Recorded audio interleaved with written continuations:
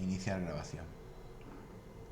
A ver si yo me pongo aquí y me voy aquí. Vale, sí, está grabando todo. Vale, pues lo dicho. Vale.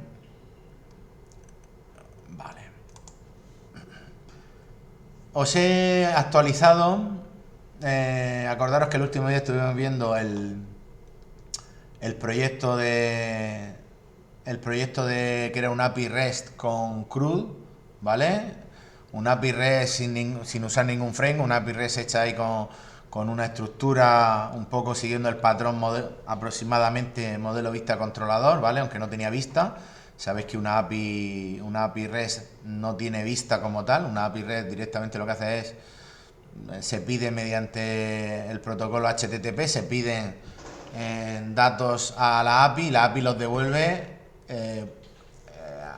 En la API REST normalmente está implementada o devuelve ficheros JSON, ficheros o texto en formato JSON, ¿vale? Entonces os he dejado, como decía, voy a irme al módulo que me... Os he dejado actualizados con comentarios y con comentarios y un poco el código retocado alguna cosa, os he dejado los dos proyectos, ¿vale? El proyecto este sin autenticación, que este es el ejemplo que estuvimos viendo la semana pasada, lo voy a descargar, y este que es el que quiero que veamos hoy, que es la API REST, que también hace un CRUD, un mantenimiento de una tabla, de la misma tabla que hay aquí, pero aquí lo que hacemos es tener autentificación.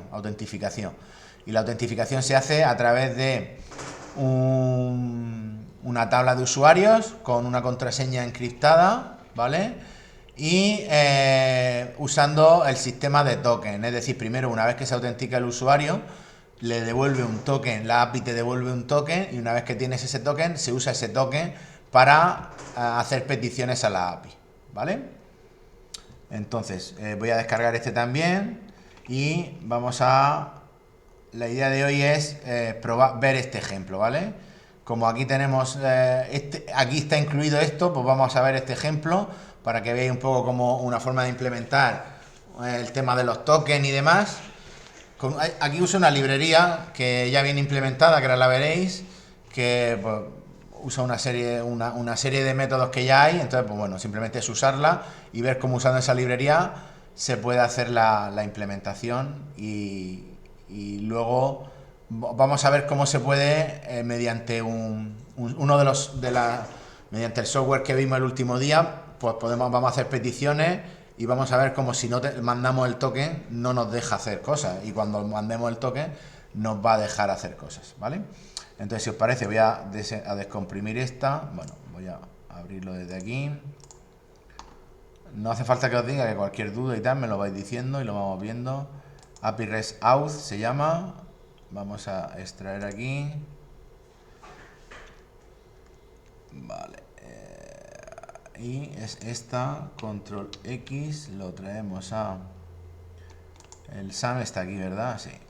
Lo traemos a SAM, lo traemos a htdocs y lo pegamos aquí. ¿Vale? API REST Auth. ¿Vale? Vamos a abrir el... Vamos a abrir el SAM, que lo tenemos que tener por aquí. Botón derecho, ejecutar como administrador, sí. Y start. Vale, tenemos ya Apache y MySQL arrancado. Vale, pues nada, vamos a abrirlo en el Firefox y vamos a ir a localhost php myadmin.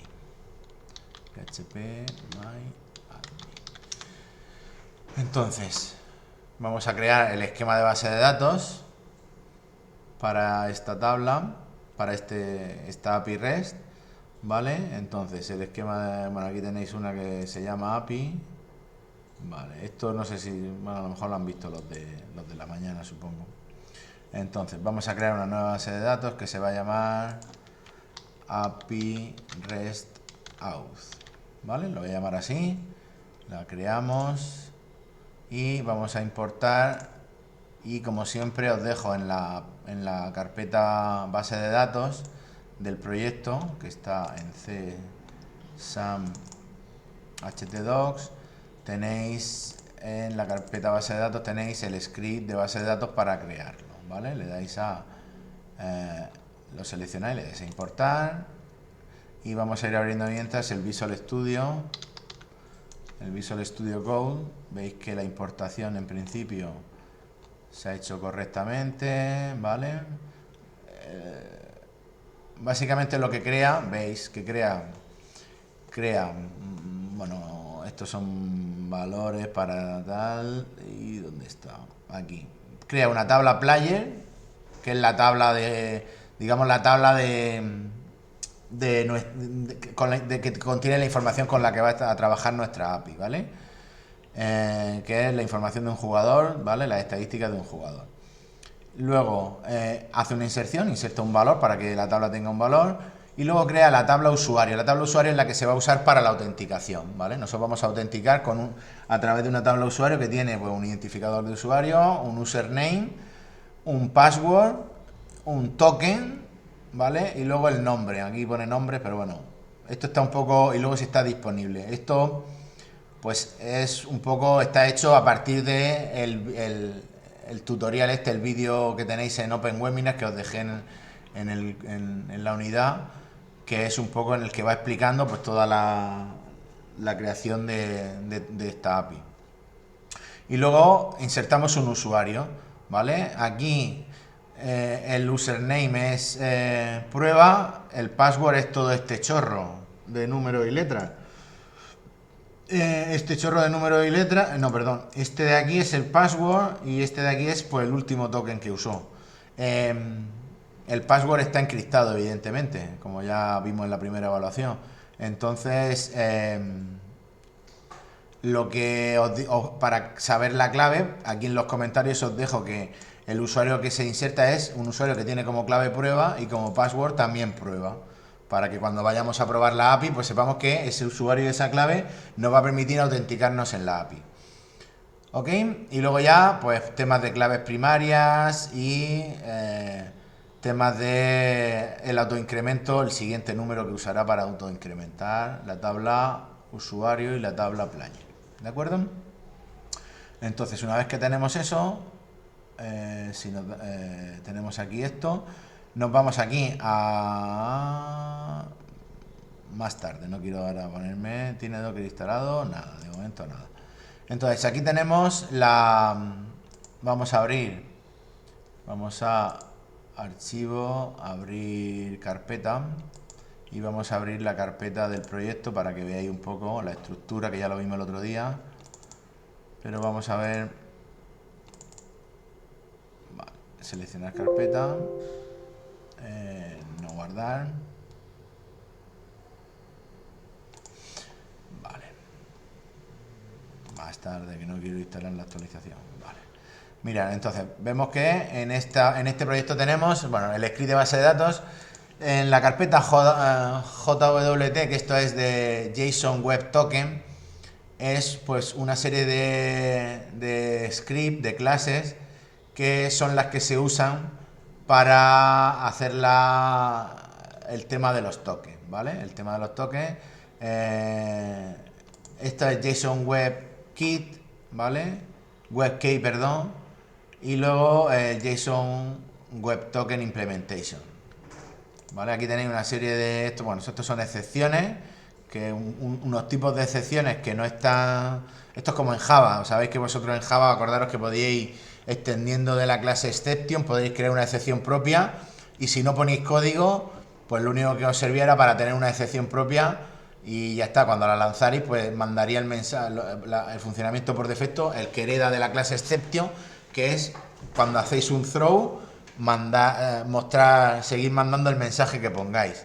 Lo único que la excepción pues sería estos tres tipos de excepciones. Y luego la lógica está aquí, ¿vale? A ver, claro, ya ahora entiendo por qué con este monitor que no es ancho, ahora entiendo por qué esto está minimizado. Entonces, esta clase JSON Web Token pues lo que hace es pues aquí lo tenéis. Está explicado en inglés, pues nada, esto realmente tampoco tenéis que entrar mucho a ver cómo funciona, ¿vale? Simplemente que sepáis que pues aquí tenéis una serie de clases, de métodos, y luego la que se usa es esta, la de JSON Web Token. Esta clase es la que me permite, pues por ejemplo, codificar y decodificar dado una llave, ¿no? Una clave, codificar, generar un token a partir de un... Aquí lo que se hace es, a partir del usuario, del ID de usuario y de una clave, de una contraseña que se ponga, que eso está en la... ahora lo veremos dónde está, se genera un token. De manera que dos usuarios distintos, aunque se autentique, es imposible que generen un token igual. ¿Vale? Tenéis aquí el método este... de codificar y codificar. Básicamente es generar el token y luego a partir de un token pues ver si y luego a partir de un token obtener el ID de ese token, ¿de acuerdo? Aquí tenéis, bueno, una serie de funciones, ya digo, aquí no nos vamos a meter a verlas, ahora veremos cómo se usan estas funciones en las otras clases, que son las que nos interesan. Entonces, tenemos dentro de SRC tenemos database y response, que son las mismas clases que teníamos en el ejemplo sin autenticar. Database es una clase que me permite, que digamos que me tiene toda la lógica de las consultas o de las operaciones con la base de datos. Básicamente, esta clase sirve para tener un método getDB que me permite consultar datos de la base de datos, un método insertDB que me permite insertar datos en la base de datos, updateDB para actualizar y deleteDB para borrar, ¿vale? Y esto es genérico, ¿por qué? Porque yo cuando llamo a estos métodos le tengo que decir sobre qué tabla quiero trabajar y luego si es insertar datos pues les tengo que pasar los datos que quiero insertar. Si es obtener datos, le puedo insertar opcionalmente unas condiciones para recuperar únicamente algunos registros, etcétera. ¿Vale? Esto lo estuvimos viendo el último día. Y luego veis que lleva, el getDB lleva incorporado el tema de paginación. Esto de la paginación, ¿en qué consiste? En que yo cuando llame a mi API, si no pagino los resultados, yo, imaginaos que estoy en una API en la que consulto datos de estadísticas de jugadores o de partidos de baloncesto o de fútbol o de lo que sea y tengo datos de 20.000 o de 100.000 o de 1.000.000 de partidos. Entonces, si yo no filtro y llamo a la API y le digo que me recupere datos de partidos, la cantidad de información que me tiene que devolver la API es enorme. Entonces, para controlar que no pase eso, y claro, si es enorme, puede ser que mi petición tarde mucho y se me quede ahí, y más si tengo una conexión lenta. Entonces, al final, lo que se opta es porque las APIs, cuando hacemos operaciones de consulta, por defecto devuelvan una cantidad. Entonces, aquí ¿cómo se hace? Con páginas. Entonces, ahí dentro de esta clase hay un atributo que es los resultados por página, que son 50, de manera que cada página va a tener 50 registros, de manera que si yo hago una solicitud, si no indico nada, me devuelve la primera página, me devuelve los primeros 50 registros que hay en la tabla. Y si quiero obtener más, tendré que indicar la página que quiero. ¿Ok? Por eso el getDB, pues mira a ver si se ha pedido una página y si se ha pedido alguna página concreta, lo pone en esta variable y esta variable la usa luego ¿para qué? Para construir la consulta, ¿vale? Aquí está. Si ha habido una página, pues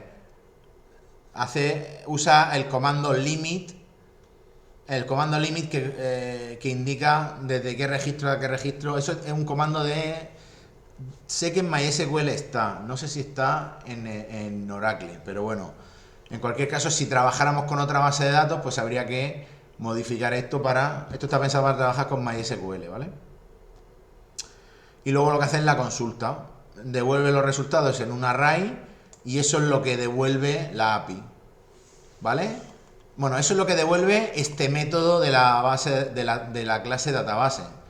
Ahora veremos que hay otra clase que usa este método y este array, ¿qué es lo que hace? ¿Alguno que lo haya visto que me lo diga?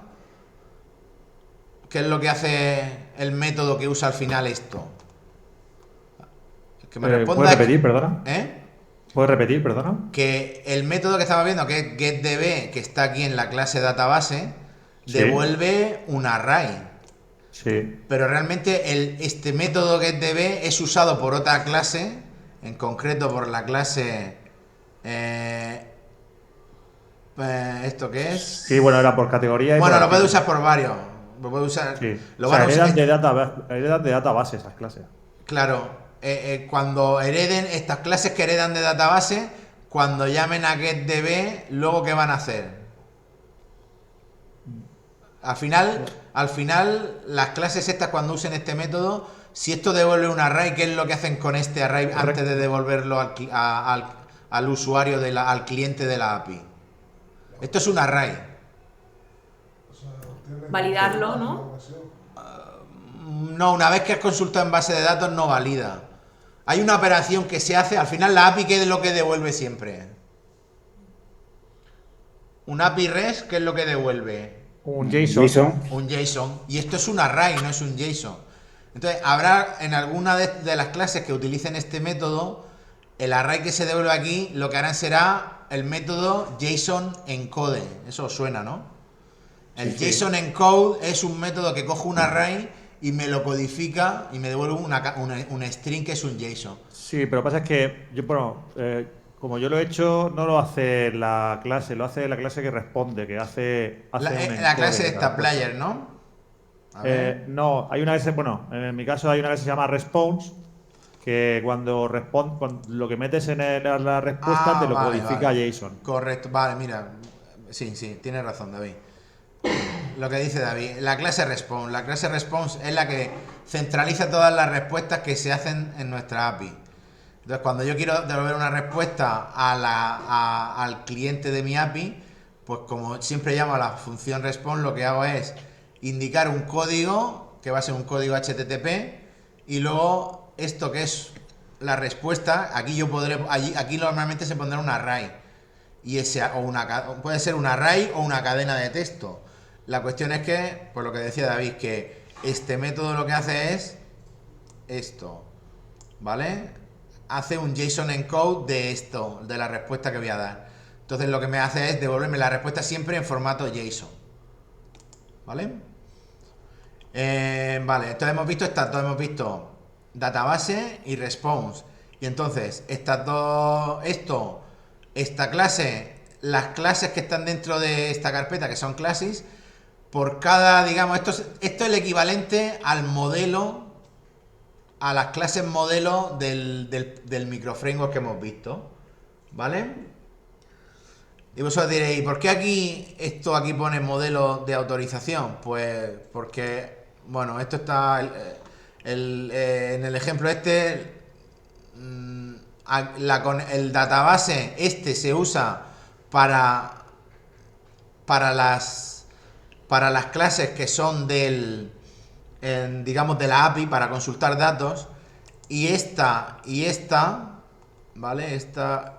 Veis que aquí la que pone auth.class.php, en lugar de heredar de database, hereda de auth model. ¿Por qué? Porque digamos que se separa lo que es la autenticación de lo que es la API propiamente dicha. Entonces, van en pareja, auth va con esta, y el resto que haya, en este caso solo está player, pero como bien habéis dicho, en la tarea que tenéis que hacer tendréis que tener aquí categoría.class.php y tenéis que tener artículo.class.php.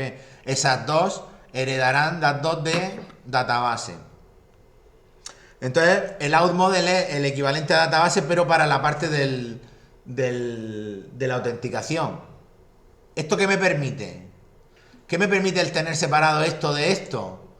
Pues hay una cosa que me puede permitir, no sé si a alguien se le ocurre. Sí, que puede, por ejemplo, en el database al tener separado, te permite para cada tabla no tener que crear toda la lógica de base de datos. Simplemente con la herencia, como ya hace Sí, como ya hace sí, todas las funciones. sí, eso me permite las dos. Eso me permite el hecho de que estas sean superclases y aquí heredar. Pero el hecho, yo pregunto por el hecho de que tengamos una clase digamos, toda la lógica que tiene que ver con eh, los datos con los que trabaja la API, es decir, en este caso la tabla player, y lo que es la clase padre para temas de autenticación la tenemos en otra clase. Que varios Esto usuarios a la vez pueden utilizar la misma API. no, varios usuarios a la vez no podrían usarla, aunque estuviera todo junto, podrían. Esto lo que me permitiría sería separar lo que es el esquema de base de datos de la autenticación del esquema de base de datos con los que trabaja la API. ¿Por qué? Porque yo al tener dos clases aquí, auth model y database, como donde yo tengo la conexión a la base de datos es aquí, veis que la tengo aquí, yo podría en un servidor con un esquema de base de datos tener todo lo que es eh, los datos de estadísticas con los que trabaja mi API, y aquí OutModel, como yo tendría otra conexión distinta, podría tener en otro servidor distinto en otro esquema de base de datos, entonces separar lo que es la autenticación, ¿vale? ¿Un poco entendéis la idea? Sí, sí. Sí, yo podría Más tener. seguridad aparte, ¿no? Sí, claro, por ejemplo, podría tener eso, Para el que... servidor de autenticación separado del servidor de los datos de mi API, o incluso con esquema, o eso ya. ¿Para qué? Pues para, por ejemplo, poder cambiar en este servidor de autenticación la clave que va con el usuario de ese esquema, cambiarla más a menudo, o cosas de esas, ¿vale? Un poco para que veáis que se puede separar. Aunque aquí está en la misma. Es la misma, pero esta estructura que tenemos de clase me permite separarlo. Entonces, la clase que hereda de la autenticación es esta. Y outClass es, digamos, es la clase que lleva todo lo que es el tema de trabajo con los tokens, etcétera, y de autenticación. Entonces, si veis, es la que usa las clases que hay dentro de JVT, la Java JSON Web Token, esta. Luego usa OutModel y Response, como todas. ¿Vale? Entonces veis que aquí lo que hace es, primero, como todas las clases estas que hay aquí dentro de class, como todas heredan de database, pues y cada una se usa para trabajar con una tabla. Y la clase que trabaja con la autorización lo que hace es trabajar con la tabla usuario. Si yo la tabla donde he guardado los usuarios la cambio a otra tabla, pues cambiaría aquí y ya está. Esta clave secreta que se llama key es la que se utiliza para hacer la generación del token. ¿Vale? El tema de la criptografía asimétrica lo controláis. ¿Y criptografía simétrica y asimétrica lo habéis visto en algún módulo alguna vez? Yo creo que, No, No. no. yo creo que aquí alguna vez os he hablado algo de eso. El tema de. ¿Os acordáis cuando.? Íbamos a hablar. Ah, Oh, no, no, que íbamos a hablar de eso, pero ¿cómo era la última tutoría antes del primer examen ya no de lo. PHP? Entonces lo dejamos. Vale. La criptografía, sabéis que consiste en tener unos datos y. Espera, voy a usar el zoom in. Es que. Como hoy no viene Gabriel después, podemos estar un ratillo más, ¿vale? Así que no preocuparos. Vamos a. Voy a usar el zoom in. Es que creo que una cosa que tenéis que. Eso es fundamental que sepáis cómo funciona, ¿vale? Luego os pasaré algún material por ahí que tengo yo para que cuando vayáis a la empresa, los que vayáis a FCT, cuando vayáis a la empresa, los conceptos estos de cómo funciona criptografía, la simétrica, eso tenéis que saberlo, ¿vale? Eso es casi cultura general hoy en día en informática, en desarrollo, mejor dicho. Bueno, y en informática de usuario casi también, ¿eh? Porque quién no, quién de vosotros usa el DNI electrónico para firmar documentos? ¿Lo habéis usado alguna vez? ¿No? Sí, claro. Claro, es que todo lo que es entrar o firmar digitalmente o hacer gestiones con la administración, eso se hace con un certificado electrónico y ahí esos son conceptos, eso ahí entran en juego lo que es la criptografía simétrica y asimétrica. Entonces, voy a descomprimir esto. Ah.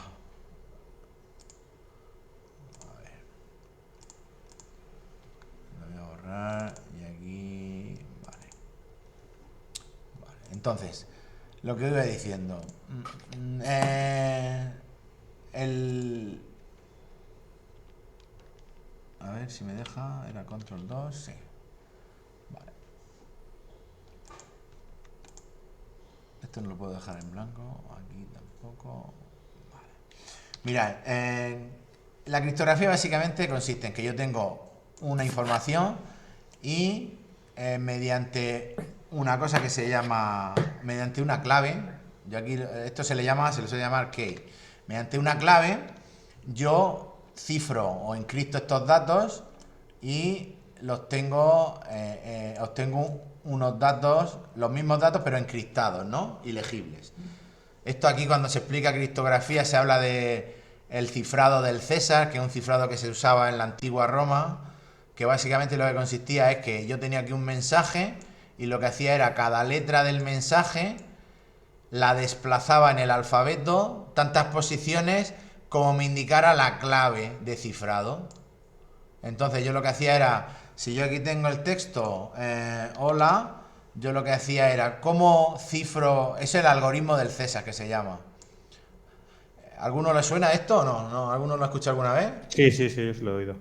¿Vale? Pero, ¿os lo han explicado cuando han explicado criptografía o lo habéis No, ido...? es que lo utilizamos, creo que lo utilicé, lo llegamos a utilizar esto en una práctica. En Java el año pasado. Ah, Lo del vale. cifrado de César. Vale, sí, se suele usar porque para usar el módulo para que fuera circular y Sí, cosas de esas, ¿no? Por ejemplo. sí. Pues el cifrado de César lo que hace es, bueno, lo sabéis cómo funciona, lo que hace es desplaza. Entonces, aquí, la clave de cifrado sería el número de posiciones. Si yo aquí pongo un 3, pues yo lo que haría H, I, J, K, pues aquí pondría una K. O, P, Q, R, aquí pondría una R, L, M, N, A, B, C, ¿no? Entonces este sería el mensaje cifrado con esta clave de cifrado. Para descifrar, claro, esto es un algoritmo, ¿vale? Este tipo de criptografía se llama criptografía simétrica. ¿Por qué? Porque hay una única clave de cifrado que se usa tanto para encriptar como para desencriptar. Si yo quiero desencriptar y pasar, y el que recibe este mensaje quiere ver el mensaje original, tiene que ¿qué? Tiene que saber esto, ¿vale? Y esto también se le llama, esta clave, ¿quién la debería saber? Solo el que quiera, el que pueda descifrar esto, ¿no? El receptor.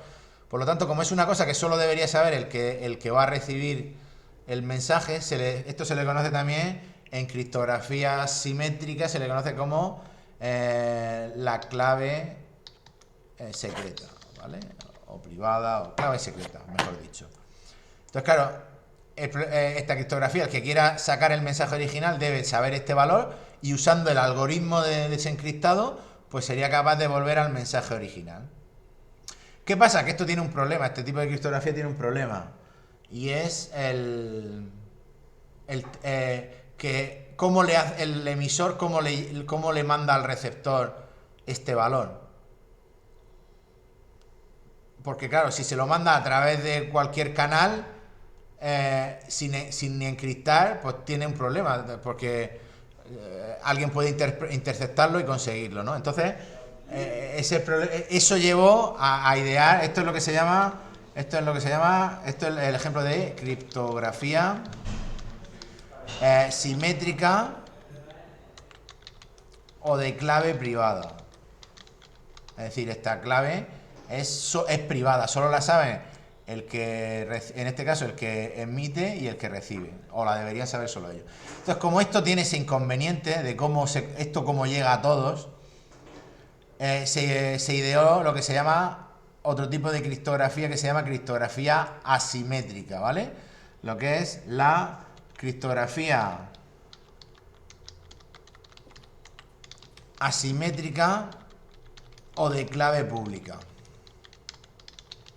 ¿Vale? Esta criptografía asimétrica o de clave pública se basa en lo siguiente. Se basa en que cada persona que participa en la comunicación tiene dos claves. Tiene lo que se llama una clave pública y tiene lo que se llama una clave privada. Esta clave pública y esta clave privada están relacionadas entre sí y se generan a la vez, ¿vale? Esto, ¿habéis configurado algún servidor Apache alguna vez con HTTPS? ¿Os suena? No. Esto si alguna vez os toca configurar un servidor HTTP y configurarle con un certificado, porque esto está muy relacionado con los certificados, porque un certificado digital que nos emite, por ejemplo, la Fábrica Nacional de Moneda y Timbre o la Policía Nacional cuando nos dan el DNI electrónico, no es ni más ni menos que una serie de información nuestra que, la policía lo que nos hace en el DNI electrónico es generarnos una clave pública y una clave privada. Y en la clave pública y la clave privada la usa para, en nuestros datos, digamos que hacer una cosa, un proceso que se llama firmar, que ahora veremos en qué consiste, y digamos que eso da validez a que somos nosotros somos nosotros somos realmente la persona que pone ahí en esos datos nuestros. Entonces, independientemente de eso, que si no me voy, lo que quiero es, cuando yo tengo una clave pública y una clave privada asociada a una persona, imaginaos que esta es la persona P1, cada persona que participa en una comunicación en criptografía asimétrica tiene dos claves, pública y privada. Imaginaros que hay otra persona, que es P2, que quiere comunicarse con P1 y P2 pasa lo mismo. P2 ha generado a la vez y relacionadas entre sí dos claves, la clave pública de P1 y la clave privada, ¿vale? Y la clave privada. Entonces, este tipo de criptografía, ¿cómo funciona? Para que los participantes puedan intercambiar información, lo que se hace es que la clave pública de cada uno se puede compartir. Por eso es pública, porque la puede tener cualquiera. Si yo, P2, si quiere mandarle algo a P, o mejor dicho, P2, si quiere que P1 le mande algo a él, lo que hace es mandarle su clave pública. Y P1, si quiere que P2 le mande algo a él, le manda a su vez su clave pública. Por lo tanto, al final, ¿qué es lo que tenemos? Tenemos que P1 tiene su clave pública, su clave privada y tendrá también la clave pública de P2. Y si quiere comunicarse con otro usuario que se llama P3, tendrá que tener la clave... Estoy disléxico, he puesto PQ en lugar de CPUB. Clave pública de P3 y así sucesivamente.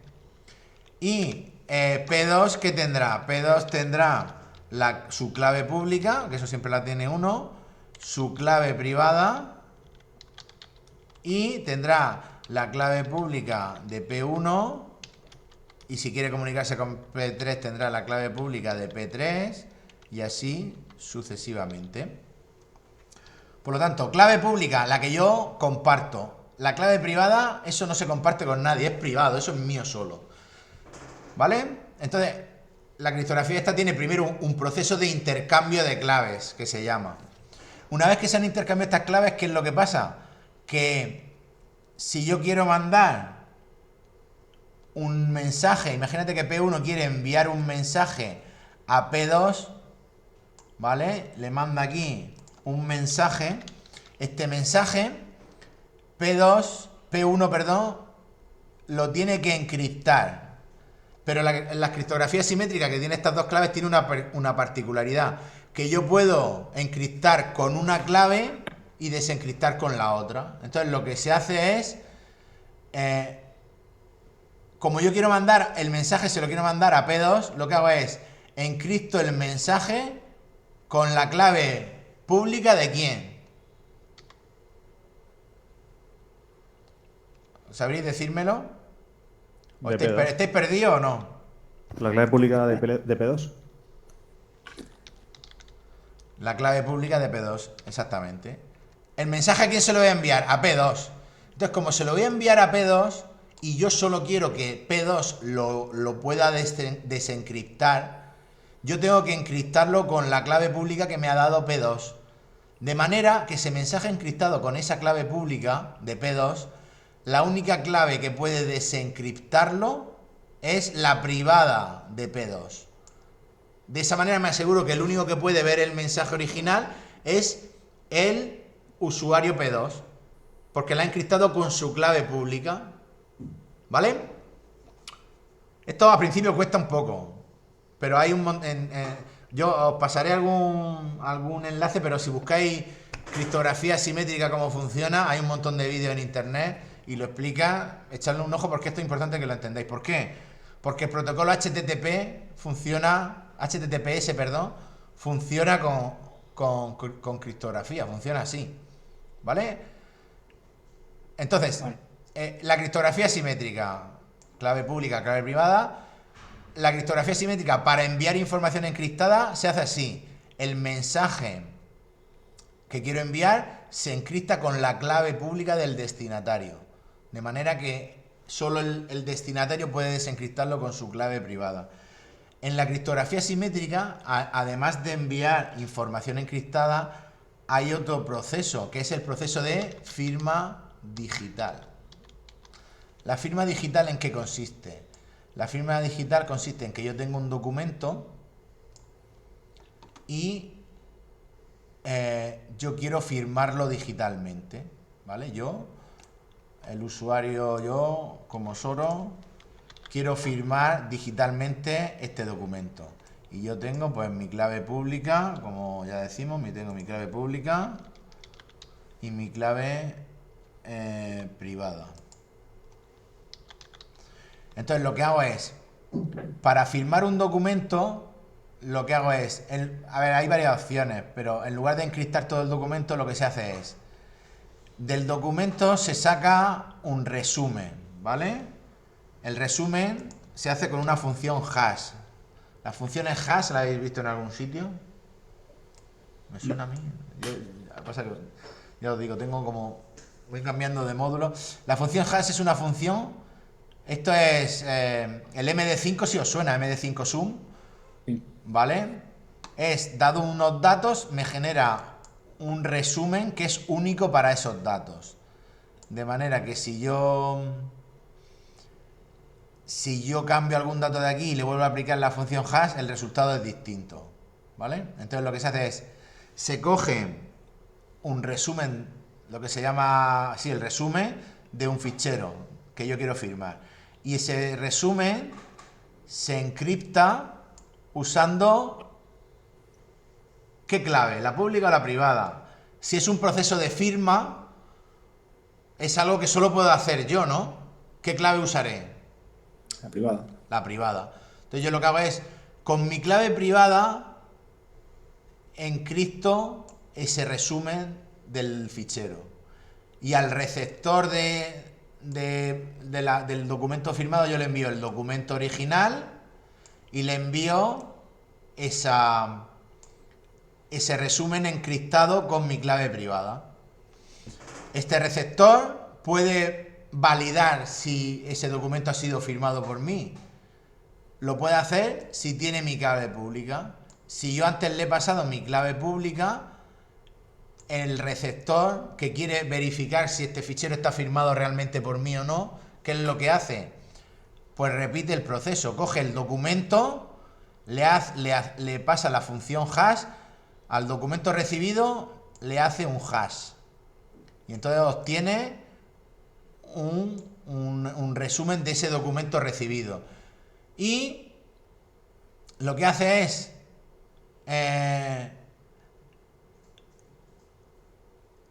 al hash encriptado recibido lo desencripta usando mi clave pública. La clave pública que yo le he mandado la usa para desencriptar el hash encriptado que yo le he mandado, y una vez que lo desencripta lo compara con el que él ha generado a partir del documento recibido. Y entonces, si estos dos hash son iguales, ¿qué quiere decir? Quiere decir dos cosas. Primero, que esto ha sido encriptado con mi clave privada, porque yo lo he podido desencriptar con mi clave pública, por lo tanto, verifica que está firmado por este usuario, por mí, por Soro, pero además hace otra verificación que es importante. ¿Alguien me la sabe decir? Además de verificar que la firma es mía, está verificando ¿qué? Se verifica que ¿qué? Claro, es que si no lo habéis visto nunca, no, esto se sabe cuando se ha visto criptografía. Verifica que nadie ha modificado este documento. O sea, si este documento que se envía, este documento se manda sin encriptar. Si alguien hubiera cambiado aquí algún dato del documento o del fichero, este hash que se hubiera generado aquí no sería igual al que se generó aquí. Por lo tanto, yo habría podido desencriptar esto, pero al compararlo me diría que no son iguales. Entonces yo podría decir, oye, esta firma no es correcta, porque la firma esta no corresponde con el documento. Tú firmaste, de esa manera nos aseguramos de que yo he firmado este documento y no hay riesgo de que alguien cambie el documento y me haga y conste como que yo he firmado algo que no he firmado. No sé si me entendéis. Ese silencio es que no. ¿Vale? A ver, os digo, darle una vuelta y veros algún... Esto no va a servir para el examen de mi módulo. Y vosotros diréis, ¿para qué me lo estás explicando aquí? Pues porque es que esto es fundamental que lo sepáis. O sea, el funcionamiento... Esto es aprenderse 4 claves. En cuanto aprendáis 4 cosas concretas, no es difícil, pero al principio cuesta. ¿Vale? Entonces, echarle un vistazo. Yo os digo, os mandaré algún enlace, pero hay un montón de vídeos que explican la criptografía simétrica y asimétrica. Entonces, lo último que os explico ya de esto. Criptografía simétrica, solo una clave. Criptografía asimétrica, 2 claves. Clave pública, clave privada. ¿Qué pasa? Que la asimétrica, la de pública y privada, es mucho más... o sea, tiene muchas ventajas, pero tiene un inconveniente muy grande, que es la eficiencia.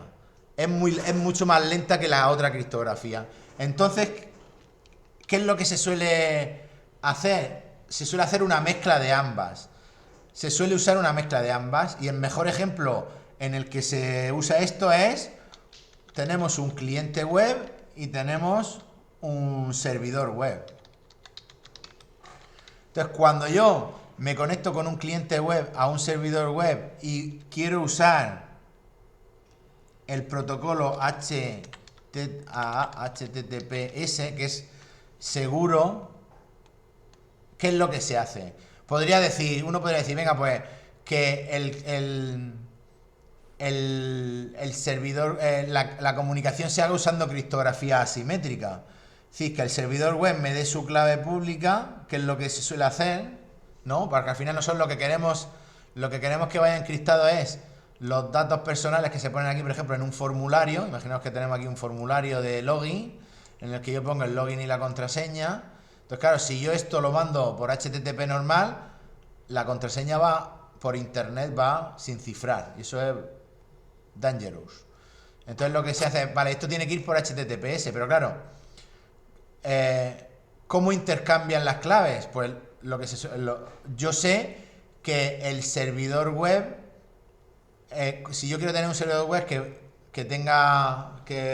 acepte HTTPS, tengo que poner un certificado, tengo que poner una clave pública y una clave privada aquí. Y entonces lo que se hace es que cuando yo me conecto por HTTPS, el servidor web manda al cliente lo que es su clave. ¿Qué clave mandará? Si la manda, ¿la pública o la privada? La pública, ¿no? La pública, evidentemente. La privada jamás se comparte. Entonces, si en alguna pregunta o en algún sitio dicen, ¿qué clave?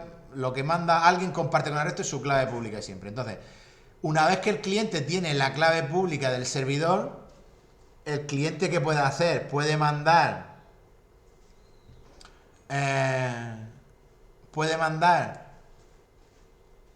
información encriptada con esa clave pública para que el servidor web la desencripte y la vea, ¿vale? Entonces estamos utilizando criptografía simétrica para comunicar. ¿Qué pasa? Si toda la comunicación fuera así, como ya he dicho, la criptografía simétrica es muy lenta, entonces sería muy tedioso. Entonces lo que se hace es que se usa criptografía asimétrica para que el cliente y el servidor se pongan de acuerdo en una clave simétrica. Un poco lo que pasa con los tokens. Se usa la criptografía simétrica ¿para qué? Para que el cliente le mande una propuesta de clave al servidor, el servidor le responde como que ok, usamos esa clave simétrica, que ya es criptografía simétrica, que es una clave generada ahí aleatoria con una serie de números que no es fácil de sacar. Y entonces, a partir de ahí, toda la comunicación entre cliente y servidor se hace usando esta clave simétrica. Como los dos saben esa clave porque se han puesto de acuerdo para usar la misma, pues esa clave simétrica es la que se usa y hace que la comunicación esta sea más rápida. ¿Ok? Aparte de esto, lo que se usa en HTTPS y lo que los navegadores me dicen es si el servidor web al que me conecto, ¿cómo sé yo que ese servidor web es el de mi banco? Pues porque porque el servidor web lo que tiene es un certificado digital en el que dice que esa IP es del Banco Santander. ¿Y quién dice que eso es del Banco Santander? Pues ahí entra en el juego lo que se llama las CEAs, las autoridades de certificación. Las autoridades de certificación, ¿qué son? Son una entidad tercera que certifica que que esta IP es del Banco de Santander. ¿Y cómo lo hace? Firmando los datos esos con su clave privada. ¿Alguien ha tenido alguna vez un hosting para tener alguna página web alojada en internet? ¿O ha estado viendo presupuestos de hosting? ¿O ninguno se ha metido con eso? No. Hemos visto en tarea. En tarea, vale. Hemos visto pues si alguna vez miráis, por ejemplo, en Ionos, en algún servicio de hosting, una de las cosas de los servicios que suelen dar las empresas que dan hosting es lo que se llama SSL. ¿Os suena, no? Sí. Lo de que SSL es que os da el protocolo seguro. Y al final, para tener SSL, tenéis que tener un certificado. Entonces lo que hacen es, muchas empresas que dan hosting, te permiten que en tu página web, una empresa no sé si, autoridades certificadoras famosas, la Fábrica Nacional de Moneda y Timbre es una autoridad de certificación. Por eso cuando a ti te dan un certificado que es de la Fábrica Nacional de Moneda y Timbre, al final lo que es que la Fábrica Nacional de Moneda y Timbre firma con su clave privada esos datos, como diciendo, vale, yo firmo que Juan Antonio López Soro tiene el DNI tal, bueno, en ese caso sería, sí, tiene el DNI tal, nació tal día y es representante de tal entidad. ¿Cómo mi navegador es capaz de comprobar que esa firma es de la Fábrica Nacional de Moneda y Timbre? Porque en los navegadores vienen ya las claves públicas de las entidades de certificación más famosas. Si os vais a Chrome, menudo rollo estoy soltando. Yo solo espero que estéis entendiendo algo, aunque sea el concepto. En configuración, mirar aquí, si le dais a certificados, seguridad, configuración de sitio, aquí en seguridad, gestionar los certificados, aquí, certificados gestionados por Chrome, no, a ver dónde era aquí, vale. Estos son certificados que vienen ya instalados en el navegador. Mirad, y aquí tenéis entidades de certificación intermedias. Todo esto son autoridades de certificación, ¿vale? VeriSign, este os tiene que sonar. VeriSign es una autoridad de certificación, ¿vale? Que trae que en el navegador este Chrome viene su, digamos, esto es su certificado, su clave pública. Entonces, ¿para qué? ¿Para qué lo tenemos aquí en el navegador? Para que cuando yo me conecte a un sitio web mediante HTTPS, si en ese sitio web está certificado por una autoridad, que es por VeriSign, yo con la clave pública que tengo en mi navegador soy capaz de comprobar si la firma de VeriSign es la correcta. Y entonces puedo validar que esa web es de quien dice. Si esto no sirve, pues, por ejemplo, para que si yo pongo aquí ing.es y me conecto por ing, cuando damos aquí en el candado, me dice que la conexión es segura, pero también cuando yo pincho aquí, me dice que el certificado es válido. Esto de que el certificado es válido es porque hay alguna autoridad de certificación por debajo que hace, ¿veis que aquí hay información? ¿Quién ha emitido este certificado? Trust Certification, esta es la autoridad de certificación. Y para poder comprobar eso, en el Chrome esta entidad tiene que estar por ahí como su clave pública para poder comprobar eso, ¿vale? Vale. Después de todo este rollo, esto ya no sé dónde venir. Esto ha venido para esto, por el de la clave secreta, ¿vale? En la clase esta lo que tenemos es la tabla, y esto es una clave secreta que aquí podríamos poner, por ejemplo, si queríamos hacerlo algo más seguro, pues yo aquí podría poner en un lugar de la mancha una clave con letras, números, que esto se usa ¿para qué? Pues luego se usa para encriptar aquí, básicamente, para generar el token, para hacerlo de manera más segura. Se usa para encriptar y para desencriptar. Si vosotros buscáis key aquí, la key se usa aquí cuando yo encripto un token, y cuando hago el decode también se usa, ¿vale? Que esto es para comprobar. Entonces, pues bueno, esto simplemente que sepáis que se puede cambiar. Tiene un valor que ponía clave secreta, pero esto se puede cambiar por cuanto más largo sea, pues se supone que más seguridad al proceso de encriptación le da más seguridad. Vale, entonces, a lo que vamos. Métodos de esta clase, pues métodos básicos. Vale, voy a deshacer esto y a dejarlo como esto. El singing, el método de autenticarme, ¿vale? Digamos, el entrar, ¿no? El firmar. Esto es el método que se llama cuando yo me quiero autenticar en mi API. Yo le pasaré esto, llamará con un usuario, ahora veremos. A este método se llama desde otra clase, ¿vale? Estoy empezando desde abajo hacia arriba. Quizás sea más sencillo y lo entenderéis mejor si empezamos de arriba abajo. Es decir, igual que empezamos el otro día, yo tengo en Player, tengo acceso a la API. Y aquí en Auth, en el fichero auth.php, tengo acceso a la API de autenticación. ¿Y cómo uso la API de autenticación? La API de autenticación solo usa uno de los verbos del API REST, el POST. Es decir, yo cuando llame a mi endpoint auth, realmente lo que tengo que hacer es un POST.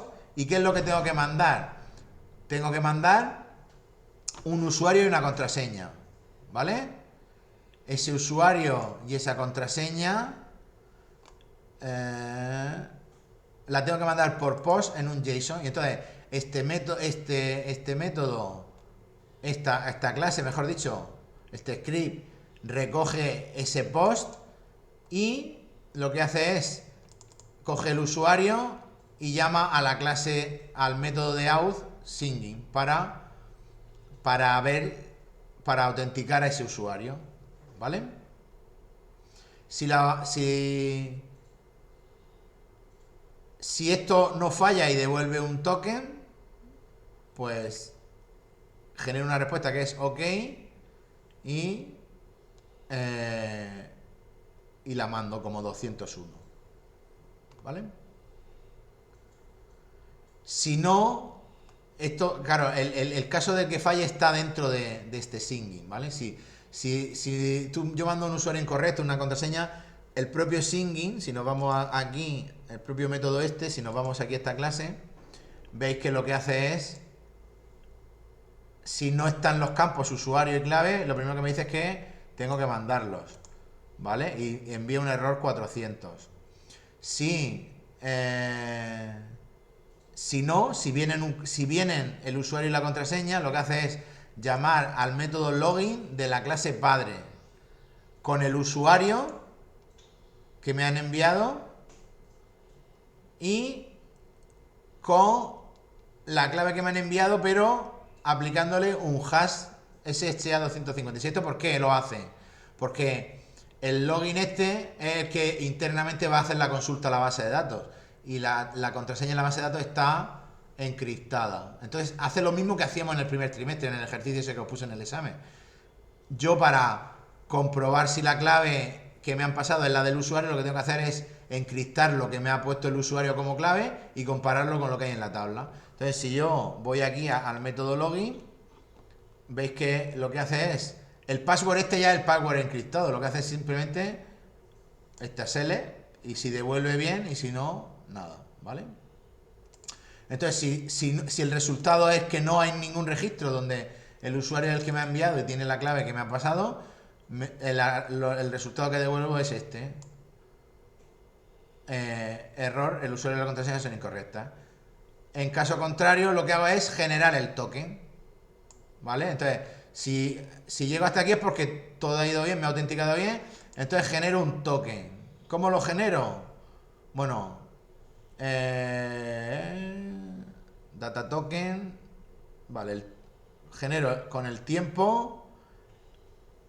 Esto es una marca temporal y un array que es el ID, es el resultado de aquí del proceso de login, en el que se encripta y tal, y los nombres para el usuario al que le va el nombre, ¿vale? Ahora cuando lo probemos lo veremos. Y luego, antes de enviarlo, lo que hace es este data token, lo encodifica con la clave que está aquí. Al final genera una cadena que tiene, realmente un array que tiene una marca temporal, el ID del usuario y el nombre del usuario, y eso lo codifica usando una clave. Y eso es lo que devuelve como resultado junto con el ID. Sé que es un poco lioso, pero esto, pues, si lo miráis poco a poco, en el fondo, pues bueno, tampoco es muy importante lo que devuelve. Ahora lo vamos a probar, ¿vale? Y luego esto me sirve para ver. El verify, ¿para qué se usa? Se usa para cuando yo ya estoy usando la API y cuando yo vaya a usar la API después de autenticarme, lo que tengo que mandar es el token que me ha devuelto la autenticación. Esto es lo que viene aquí. Al final lo que estamos haciendo es lo que viene en estas diapositivas. En esta diapositiva de aquí.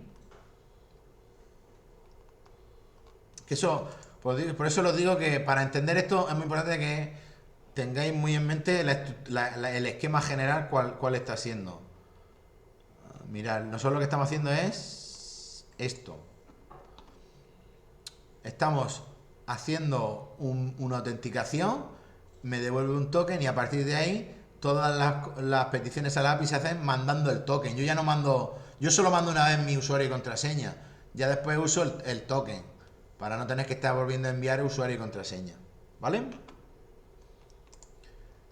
Y el verificar, que es cuando yo hago petición a la API, lo que hace es usar verify para ver si la API que me manda, si el token que me manda es válido. Entonces aquí se hace lo que hace es básicamente, si viene si está este valor, que ahora veremos cómo se establece, perdón, si no está puesto es que no he mandado y me dice que no tengo permiso.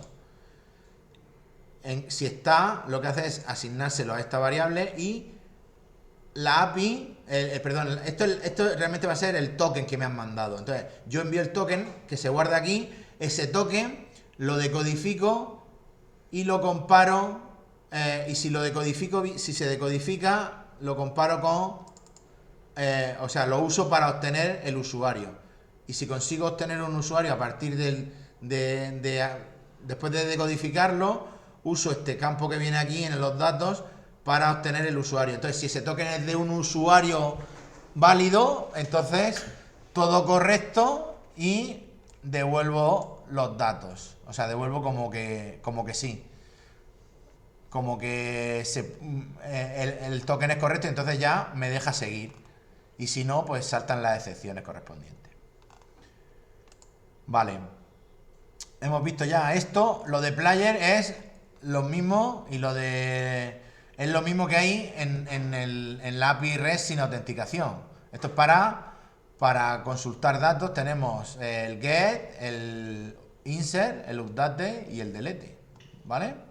Internamente usa database y los métodos de aquí, ¿dónde se usan? Pues aquí, en player, es donde tenemos, dependiendo de si tenemos un get, un post, o si tenemos, y el out se usa para autenticación, que solo tenemos post. ¿Vale? Una vez que hemos visto un poco, ya os digo, luego como lo bueno es que como está grabado, pues luego lo repetís, os paráis, si tenéis dudas me lo decís, o a lo mejor la semana que viene, bueno, tenemos una tutoría todavía la semana que viene, que podéis preguntarme dudas de lo que no hayáis entendido de esto, ¿vale? Entonces, una vez que tenemos eso, ¿os parece que continuemos 15 minutos más y hacemos la petición la aprobamos, ¿no? Entiendo que sí, ¿no? Que Sí, sí, bien, bien.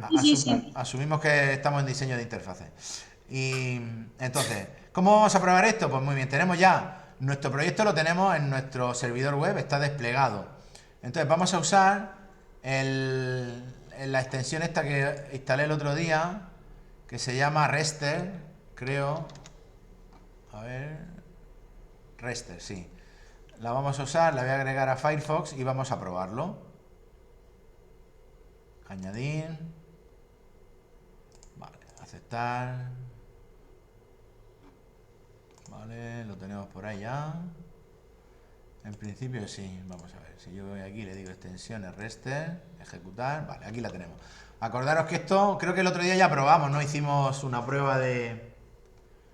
¿Os Sí, suena que funciona hicimos muy bien, una- ¿eh? O sea, que funciona muy bien esa Sí, pero extensión. hicimos el otro día en la clase una prueba de Sí, inserción. sí. Sí, en la API REST que no tiene autenticación, ¿no? Vale, pues entonces, mirad lo que pasa cuando yo, por ejemplo, intento hacer un get en esta... A ver, acordaros de que la URL es localhost y como está en la carpeta API REST auth, y aquí yo quiero, imaginaos que yo de buena primera digo, venga, pues en esta API REST voy a consultar los jugadores.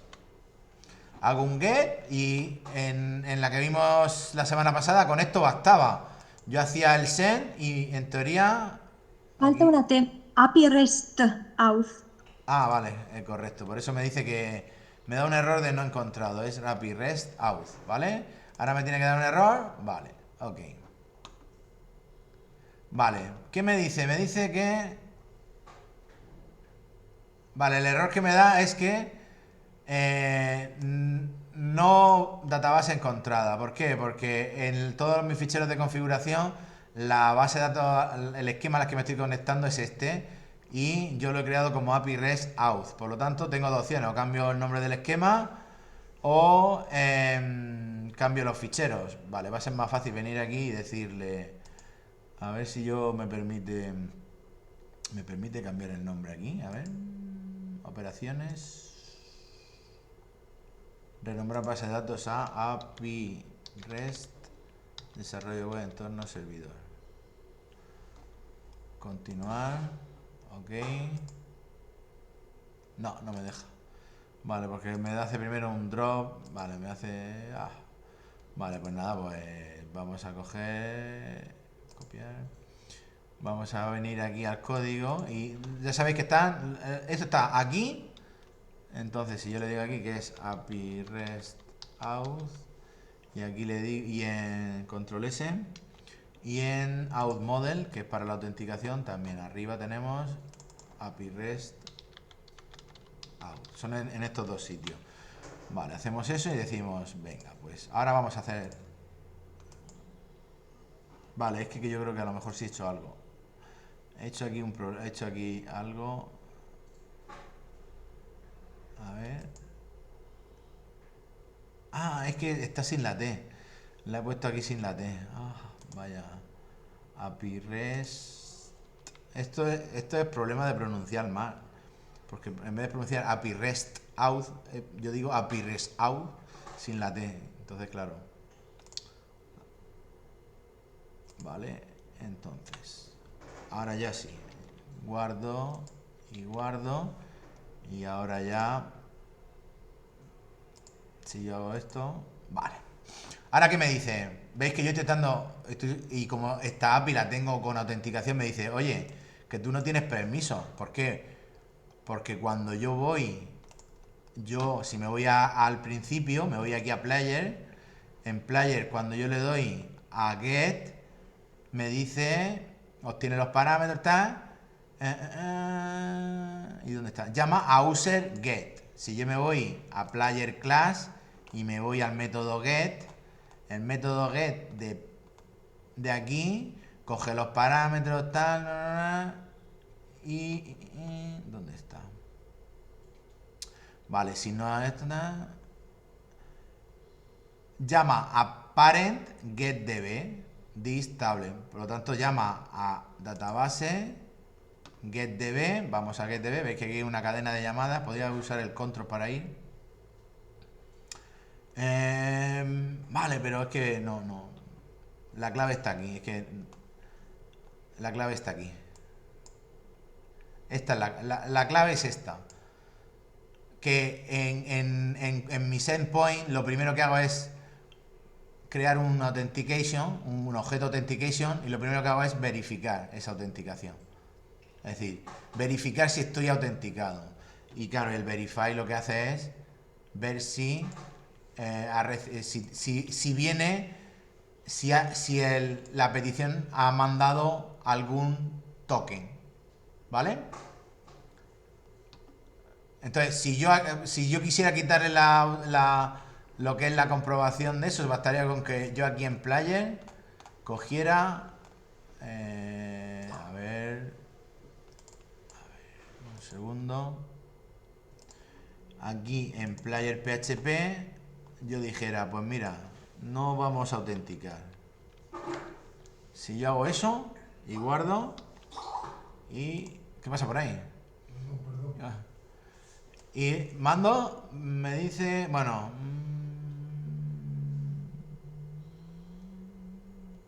result ok, usuarios. Ah, vale. ¿Por qué?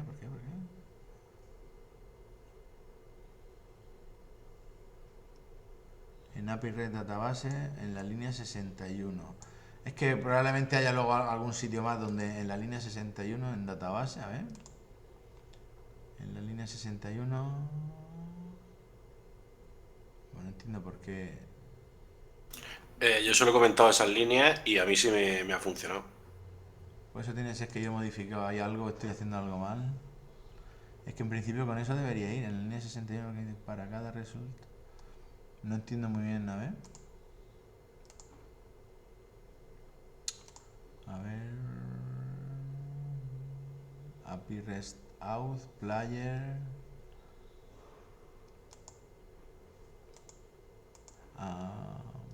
Bueno, pues, a ver. Lo que ya me entra la duda de si yo ahora quiero autenticar, a ver. ¿Qué va a pasar? A ver si es que cambió algo. A ver.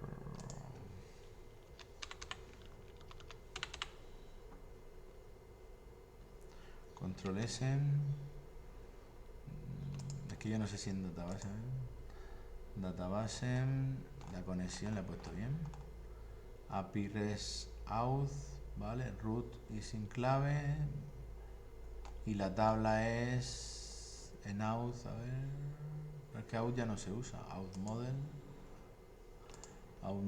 la clase es, no, API REST auth, y aquí en auth class tengo la tabla, usuario, y aquí en API REST auth, claro, es que está vacía, es que API REST auth es que al final sí me lo ha cambiado. Vaya tela. ¿Veis lo que me ha hecho? Es que las tablas se las ha llevado aquí. Entonces estoy aquí. Vaya lío. Bueno, vaya lío. Vamos a importar. Importamos otra vez y ya está. Aquí le damos a importar. Habéis visto lo que me ha pasado, ¿no? Es que el cambio de nombre sí había funcionado. Me había dejado el esquema, pero había vaciado las tablas.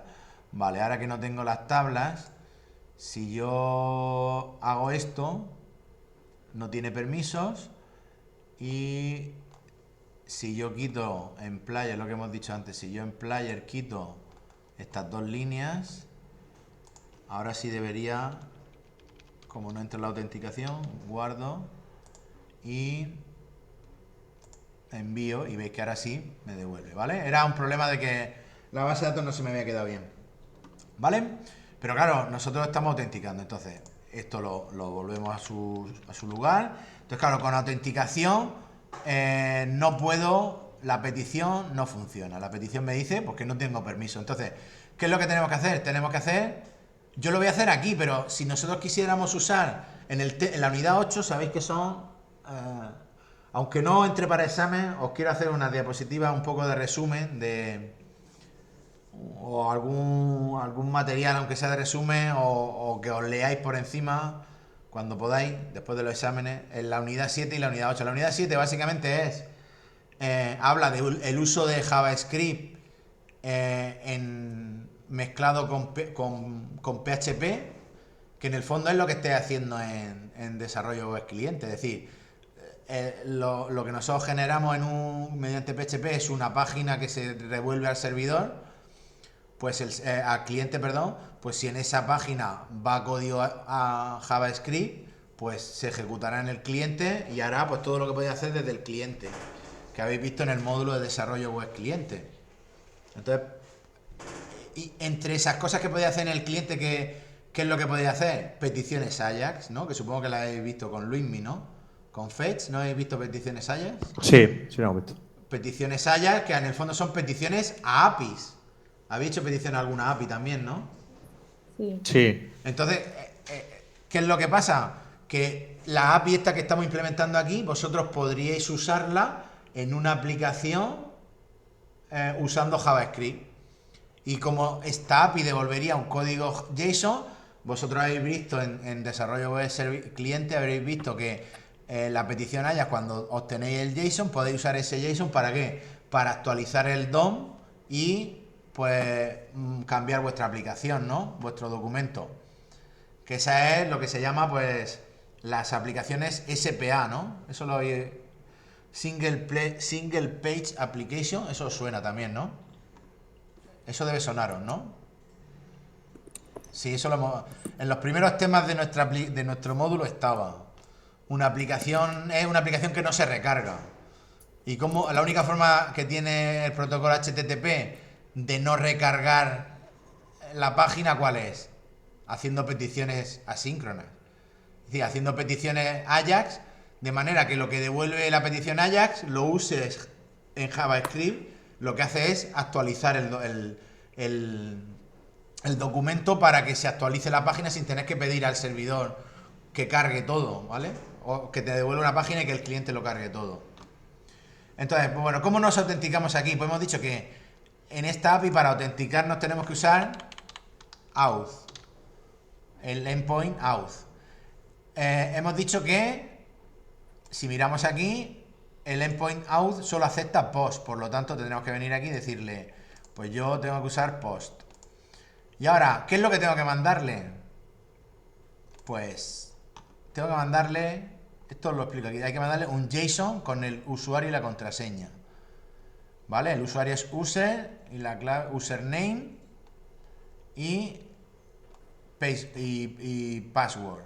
Entonces lo que hacemos es venir aquí y decirle en post y en body le decimos, venga, pues vamos a mandar como cuerpo de la petición post, vamos a mandar, a ver, antes de hacer esto, para si queréis que os lo formatee, le vamos a decir en headers, en cabeceras, le vamos a decir que lo que vamos a mandar es de el tipo el contenido que va en la petición es de tipo application JSON. Vale, al poner esto, cuando yo me voy a body, aquí ya automáticamente cuando abro ya me formatea como sabiendo que es un JSON. Entonces aquí le digo que user, creo que es username. ¿Y cómo sé si es username o user? Pues si me voy aquí y digo, a ver, esto que llama a singing user, si yo le doy aquí y le doy a control, singing busca username y password. Por lo tanto, sé que en el JSON los nombres del usuario tienen que ser username y el de la clave password. Entonces, sabiendo eso, me vengo aquí y digo, venga, pues username, prueba, hemos dicho que había un usuario que era prueba, que tiene un password que es prueba. ¿Vale? Voy a poner aquí prueba F para que no funcione, ¿vale? Entonces yo post out, ¿vale? Envío. ¿Veis que el mensaje ya no es el mismo? Es, oye, el usuario y o la contraseña son incorrectas. Es decir, el auth endpoint ha procesado esta petición y ha comprobado y ha visto que no, que es que el usuario y contraseña que he mandado no. Venga, vamos a mandar uno que es correcto y aquí ya me devuelve OK, autenticación realizada y me devuelve un token. Entonces este token, este chorro, es lo que yo usaría en mi aplicación, porque esto si yo hago una petición Ajax en mi aplicación, el Ajax me devuelve, el servidor me devuelve este token, yo este token lo recupero en mi JavaScript y puedo usarlo ¿para qué? Para seguir haciendo peticiones a la API. Aquí como estoy usando esta extensión de Firefox, lo que hago es copio este token y este token al copiarlo lo voy a usar en las peticiones a la API. ¿Cómo lo uso en las peticiones a la API? Pues muy sencillo. Venga, yo ahora voy a pedir datos a la API. ¿Cómo? Con player. Y ya lo que quiero es un get. ¿Vale? Si yo lo hago así, tal cual, pues me sigue diciendo que no tengo permiso. Ahora, ¿cómo le paso yo el token a la API para que me devuelva datos? Pues muy sencillo. Primero, no se lo paso en el body, se lo paso aquí, en los headers. En los headers le tengo que mandar una cabecera en la que yo digo que lo que voy a mandar es API key. Tengo que poner esto, ¿vale? Diciendo que mando un API key y su valor es, y aquí pego el token que me ha devuelto la autenticación.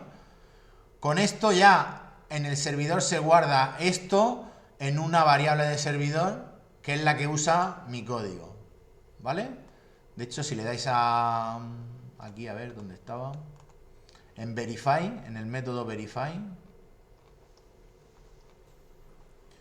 esta variable de servidor que se llama HTTP API key, esto se establece en el servidor cuando yo en una petición post mando en las cabeceras una cosa que se llame API key y que lleva ese. Entonces, con esto ya API key, get, player, en body no tengo que poner nada.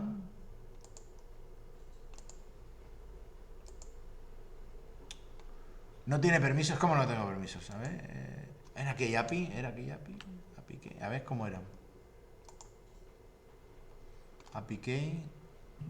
Dice, el token se manda como header poniendo el name. Es con guión, no con subrayado, ¿vale? Mira, Solo una pregunta. Dime. ¿Esto va a entrar en el examen? A ver, yo lo estoy explicando, pero yo podría pedir que hicierais algo, que pasaros esto y que hicierais algo, sí.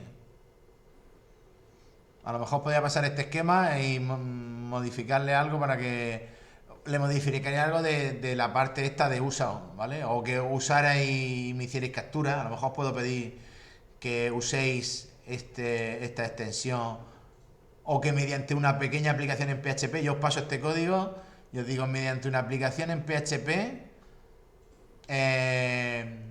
hacer esto. En lugar de hacerlo aquí, que lo hagáis en PHP. Entonces tenéis que ser capaces de, usando curl, hacer la petición a auth, pasarle, porque hemos visto cómo se usa una API REST, hemos visto cómo se usa desde PHP. Entonces sería hacer esto que estamos haciendo con esto, pero hacerlo en PHP. Eso, por ejemplo, podría ser un ejercicio. ¿Vale? Es simplemente lo mismo, es coger el ejemplo que tenéis de post en PHP, cambiar la URL para que sea la de esta API key con auth y mandarle el usuario y la contraseña. Ya está. ¿Vale? O sea que alguna cosa de ese tipo puede caer. Yo no os voy a pedir que me implementéis. No voy a pedir que me implementéis todo esto, evidentemente. Pero alguna. Esto sí tenéis que entender cómo funciona. Este proyecto tenéis que entenderlo. Repasarlo, probarlo. Si tenéis dudas me preguntáis, pero este proyecto tenéis que entender cómo funciona porque podía preguntaros algo para ver si entendéis esto, usarlo, pues eso, como he dicho, a través de PHP o a través de... Hombre, también podría ser a través de esto y que me hicierais la captura y me la mandarais o me explicarais o alguna cosa así, sí puede caer, ¿vale? Porque es importante que entendáis cómo funciona. ¿Vale? Pero no, pero la pregunta es, ¿le va a dar mucho peso a eso o...? Pues puede ser, a ver, puede ser pues de sobre 10, pues puede ser como mucho, pues 2 puntos por ahí, como mucho, Vale. ¿vale? ¿Y cuántos ejercicios habrá más o menos? ¿O no sabes todavía? No lo sé todavía, pero va a ser uno para la primera evaluación y 2/3 probablemente. Pero ya te digo, por ahí más o menos. Tampoco, todavía no me he puesto a hacer los ejercicios como tal, pero así a bote pronto me saldrá eso. ¿Vale? Entonces, hemos dicho que el error estaba aquí, en que API, lo que tenemos que mandar aquí es API key. Hombre, tened en cuenta, ya sé que en mi contra para poneros cosas de estas, el tiempo. Es verdad, el tiempo es muy limitado. A mi favor, tenéis todos los proyectos, tenéis internet, tenéis la clase, o sea, tenéis todo. Entonces, yo lo que quiero comprobar es que entendéis cómo funciona esto. No os voy a pedir que me implementéis así de cero nada, porque entiendo que el tiempo es limitado. Pero si entendéis cómo funciona, sí os puedo pedir que me hagáis, pues eso, tenéis que ser capaces, por eso, un ejemplo, coger un script PHP que use esta API de autenticación, que en lugar de hacerlo de aquí lo hagáis desde un script PHP. Y así pues tenéis que usar lo que hemos visto de la librería libcurl para consumir una API. Y recoger los valores que vienen de la API, etcétera, etcétera. Vale, entonces una vez que ponemos esto, ahora sí debería ir, ¿vale? A ver, veis que ahora ya me lo devuelve correctamente. Y una vez que tengo mi API key generada en mi token, yo ya puedo aquí hacer pues lo mismo que hacía con la otra. Lo único es que tengo que mandar siempre mi API key con mi token, porque si no lo mando me va a dar error, ¿vale? Yo imaginaros que quiero coger y digo, venga, voy a crear un objeto nuevo. Pues hago post, un usuario nuevo, un jugador nuevo con player, le pongo aquí en body el player nuevo que va a ir, el ID se lo quito, vale, ahí me he saltado aquí, y aquí le pongo que voy a insertar a Michael Jordan, vale, y le pongo aquí puntos 1 por partido, vale, le doy a send y veis que me dice ok, me lo ha insertado me dice que el set content type me sugiere, veis que me ha sugerido que en las cabeceras, aparte del API key, ponga que el content type es JSON. Esto no pasa nada si lo mandáis. Le estáis indicando en la petición al servidor que lo que va en el body es un JSON, que es lo que va, o sea que Pero si no lo hacéis, veis que, bueno, él procesa lo que va en el body, lo coge y como es un JSON, lo que hace la API con lo que va ahí, funciona bien. ¿Vale? ¿Qué pasa si yo aquí vuelvo a pedirlo, pero en lugar del API key aquí le pongo, a ver si me sale, la API key pongo un 4 aquí, que ya no es la API key que yo tengo. Me dice que no tiene permiso, porque la API key esta no es la correcta. Si yo vuelvo a esto, le voy a poner otro nombre. Aquí voy a poner Pauason. Y ahora he modificado y he puesto una API y me dice, ok, pues nada, tengo. Y si quiero volver al get inicial, que era este, veis que ya me devuelve los 3 jugadores que tengo. Y así, con update, con delete y tal. Siempre tengo que mandar API key con mi token. Si no lo mando, no estoy autenticado y no me deja. Solo al final, o sea, el ejercicio sería exactamente igual que la tarea que hemos hecho, nada más que incrementando el login, ¿no? Que devuelva un token y luego introducirlo para pedir valores y ya está, ¿no? Claro, si vosotros a la tarea que habéis hecho queréis meterle autenticación, pues realmente lo único que hay es todo en la carpeta A ver, espérate. Realmente hay varias cosas. Hay la carpeta JVT, que esto es directamente la librería, que eso Sí. es copiarlo y ya está. Y luego está el endpoint para autenticarse, que es distinto a los endpoints para. Pues aquí tendréis el endpoint de categoría y el endpoint de artículo. Tendréis que hacer un endpoint out para autenticarse, ¿vale? Y este endpoint sería este código, ¿vale? Y luego tendréis que hacer esta clase, tendréis que hacer el out model, ¿para qué? Pues para conectarse a la base de datos de donde están los usuarios con sus contraseñas, que en este caso es el mismo esquema, y tener los métodos de login y de verify. De update, de get by ID. Bueno, estos no son los de login, no, vale, el de singing, vale. Estos métodos son para trabajar con los tokens, ¿vale? Entonces tenéis que tener esto, que esto es copiar este código, no tiene nada más, y esta clase, que es la clase, digamos, de equivalente a esta para datos de la API, pero que esta es la que sirve para hacer el singing, para autenticarse, para entrar, digamos, con un usuario y contraseña, y para verificar, que esta es muy importante, para verificar que el token que mandamos, para verificar si estamos autenticados mediante una API key.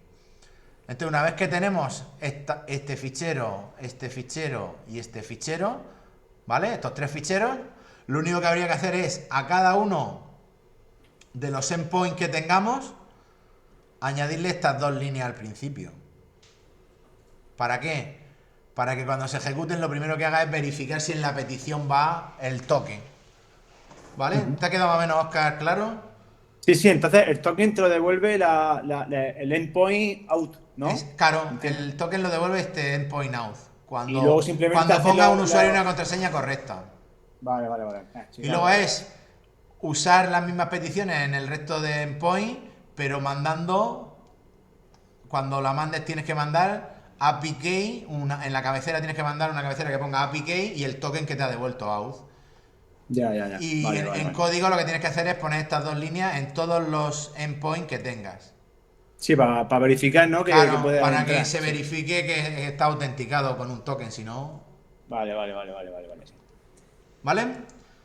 Correcto. Como tenemos la semana que viene, darle una vuelta a acabar la tarea y darle una vuelta a esto, ¿vale?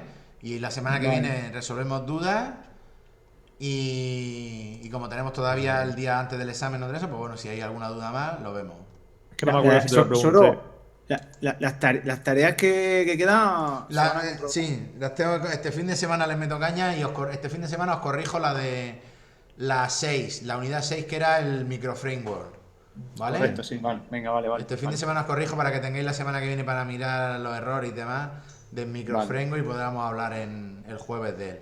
Y es que no sé si te lo pregunté en la pasada tutoría. Al final del examen, ¿eran 4 horas o 4 horas y media? Van a ser hasta el máximo, hasta que nos dejen. A ver, yo he puesto de las 4 a las 8:30, pero será hasta menos cuarto. 4 horas Y, 45.